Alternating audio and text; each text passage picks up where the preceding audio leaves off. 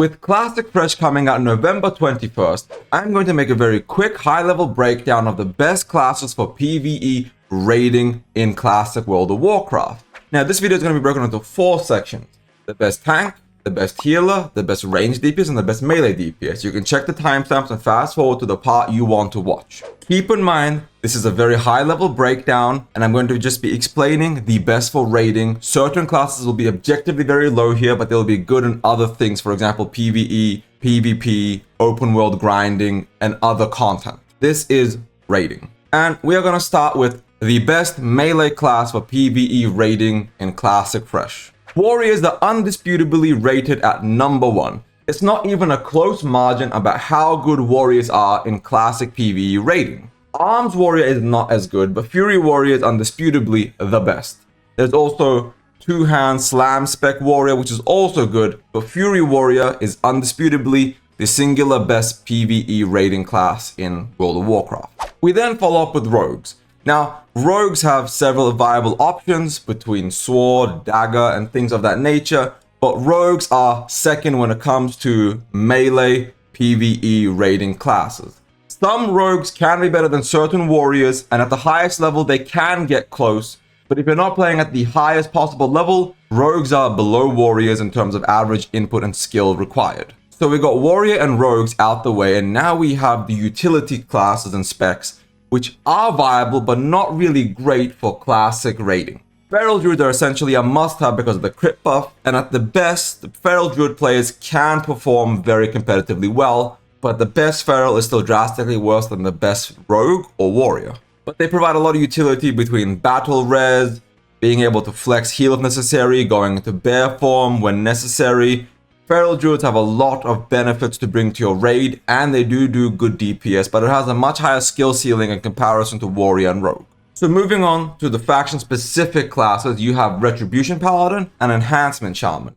Now, in terms of raw damage output, I think Enhancement is a little higher, but the relative utility is about the same. One brings totems, which has buffs and things of that nature. The other brings kings and things of that nature, salvation, buffing duty. Now, in terms of DPS, I'm going to be honest, both of these specs are not great in classic raiding. Most guilds will bring a lot of paladins and a lot of shamans, just not of the melee variety. So if you are trying to get into a good guild that is trying to pass or go very hard, there may be a spot for one of each, but that is the best you could really hope for. Now, on an average guild, if everybody's performing on an average level or below that, Enhancement Retribution can definitely pull its own weight and be competitive. But if I had to rank them above each other, I would put Enhancement Shaman just marginally above Ret Paladin, but again, not by much. Now, both of these classes are great in PvP, but in PvE, they do not do that great. So to summarize the melee classes, Warriors at the very top with Fury Proc, followed by Rogues, followed by Feral, followed by Enhancement, and then Retribution Paladin. Now, skill is very important here, and these fluctuations can fluctuate a lot. But if we're talking about the average player here, this is the ranking you'll be looking at. And do keep in mind that with world buffs, Warriors go from number 1 to 10 times above everybody else, not counting Rogues. World buffs give too much of an advantage that most other classes cannot compete with that. Now we're going to move on to the range classes, and here the numbers are actually a lot closer. Now there is still the undisputably best range class, which is Mage. Now, Mage has multiple specs that are good, but in Phase 1 and Phase 2, which is MC and Blackwing Lair, they come with their Frost spec. But then come AQ40 and Nax, they go Fire, and they have Combustion and several other abilities that make them incredibly powerful and make Fire Mage the undisputed king of ranged. But Mage is followed very closely by Warlock. Now, Warlocks have a lot of utilities, such as Health Stones, Soul Stones, summoning, and other things. They bring utility as well as damage. They can do a lot of damage, but they are, like I said, slightly below mages. On top of that, they can tank in certain instances, such as Twin Emperors and AQ40, where it's necessary. But for the most part, they're a really solid class to bring, and most guilds do have 2 to 3 of them. Some even as high as 5 or 7, especially with something like Gar and being able to banish his minions. Following Mage and Warlock, we have Hunter. Now, Hunter is a really solid utility class. It does decent damage and it's useful across the board in many scenarios, from PvP to PvE to farming and everything. A lot of raids use Hunters to pull packs to keep the raid going fast and efficiently. Hunters can pull from a distance and they're very clean with it. Their damage is also very solid. A good mage and a good warlock will beat them, not even close. But a good Hunter can pull their weight and hold close as they possibly can. Which brings us to the next three classes, and this is kind of sad to say, but all three of these classes are essentially at the bottom of the totem pole for what is good for PvE range DPS. Now, most guilds may bring one of these, and some guilds will bring 0 of them. But they are Shadow Priest, followed by Boomkin, followed by Elemental Shaman. Now, Shadow Priest is undisputably better than Boomkin and Ali Shaman, so you can put these two at the bottom. Now, between Boomkin and Elemental Shaman, which is better? It is debatable, and I'll explain in some more information. Shadow Priest has buffs, boons, especially with no debuff cap. Shadow Priests are much more beneficial to bring because they bring things that make your shadow damage better. They increase warlock output. They're just very solid to bring. They have buffs. They can spot heal, as well as several other things that make them a very useful class to bring around. Now, most Shadow Priests are token Shadow Priests. They're not that great, but having 1 or 2 in your raid will not hurt to any real degree. Then we have Boomkins, and it sucks to say, but Boomkin is just not very well optimized for PvE. In PvP they are great, but in PvE they have too many mana issues. They struggle to really do DPS as much as they really can, and their loot viability is much worse because they don't really have a lot of good loot options to help them be a good class. Their crit buff gives an extra 3% crit to your range DPS group, so if you have a lot of mages or warlock, bringing a Boomkin is absolutely a very viable and solid decision. And it's very, very helpful. Now, Elemental Shaman is at the bottom on this totem pole because whilst utility is good with its totems, buffing, as well as chain lightning heal on the spot, it does struggle with the other utility features that a Boomkin can bring, for example, Battle Res. In that order, it would be Mage, Warlock, Hunter, followed by Shadow Priest, Boomkin, and then Elemental Shaman. Now, at the very bottom, you can make an argument for either 3 to be above each other, but I think my ranking is as close, as high level, and effective as it can be. So now we move into tanks. And sadly, this isn't even close. The best tank is a Fury tank, followed by a Deep Prot tank, followed by a Bear. And that is the only real options you have. There's no Pally tanking, no Shaman tanking, no Warlock tanking, and Classic Fresh. That is a Season of Discovery thing. And in certain guilds, you will not be able to go Fury Prot because your guild cannot take and handle the damage output you are taking from bosses, so you will have to go a mixture of Fury Prot or Deep Prot.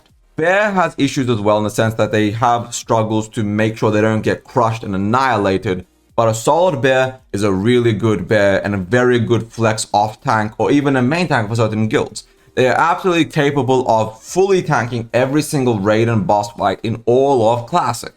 But most guilds will not go with a Bear tank because they don't trust it that much, they have issues and things of that nature, and Fury is just undisputably better.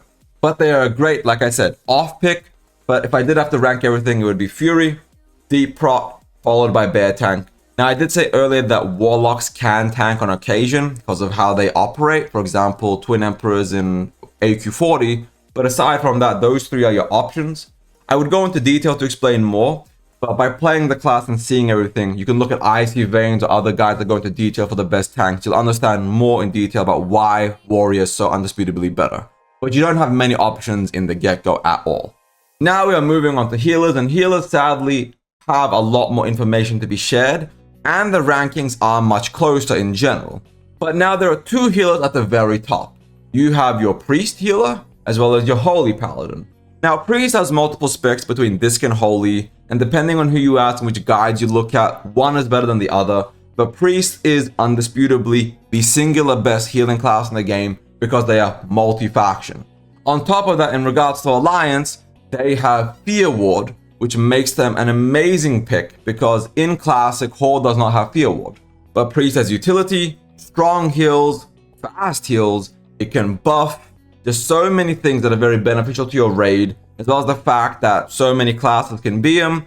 It's just useful to bring, and they're incredibly strong. Which then brings me to the Holy Paladin. This is Alliance exclusive, but they are incredibly strong. They have the singular best tank healing in the game by a large margin. And they bring so much utility the more gear they get. They scale incredibly well. The more crit they get, the less mana they need. They can keep refilling their mana over and over again, making them very mana efficient and very strong overall. But the crit doesn't mean they compete with casters for crit gear. So depending on your guild, certain Holy Paladins will never get the gear they really need to be as top tier as they would like to be. They also have buffs and things of that nature. King, Salvation. Paladins are very necessary to bring to your raid as an alliance team. Underneath Paladin and Priest, you have Shaman. Resto Shaman is undisputably almost close, but the issue is that single target heals are not that great, but they have some of the best AoE healing in the game by a large margin. Chain healing is disgusting. It is very phenomenal, and it does a lot of overall raid healing output. They are a little behind Priest and Paladin. We do have to be honest on that. But between the totems they bring, AoE healing, utility, they are incredibly important, and most raids will have 4 to 8 Resto Shamans inside of their team. Which brings us down to Druids, which are at the bottom. Now, Resto Druids aren't bad, but the issue with classic raiding is Druids put HOTS on their targets, and HOTS take a while to fully take and kick into effect. Now, that doesn't mean the healing is bad, but in the modern day and age of gaming in classic, raids don't last as long as they used to, and HOTS are not as important as they used to. Most guilds will probably bring 1 or maybe 2 Resto Druids, if even that, to do the healing that they need from them. They're mostly there for battle res, buffs, for example, Mark of the Wild, things of that nature. They are still a good class, and you'll absolutely find a guild or a pug team very easily as a Resto Druid, so you won't struggle on that front. But other healing picks are better. And that's my overall class pick for raiding and PvE content in all of classic WoW. If you liked this video, please like and subscribe. If you hated this video, understandable. Dislike and subscribe so you can dislike all of my other upcoming videos as well. Thank you all for watching. Ebonhard out.